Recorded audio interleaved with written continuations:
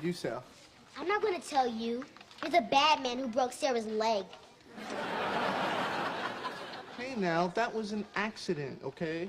You're a big scrud. What's a scrud? Why don't you look in the mirror, scrud? I don't have to. I could just look at you. All right, girls. And man. Let's see your final tallies. Oh, Debbie. 321 boxes of cookies. Very nice. Not nice enough. Charla, 278. Sorry, dear, but still good. Good for a scrud. Oh, yes, Elizabeth. 871. That's crap! Is this the brown bird? Good going.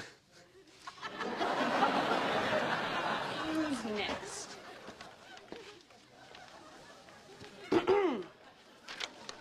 Hi there.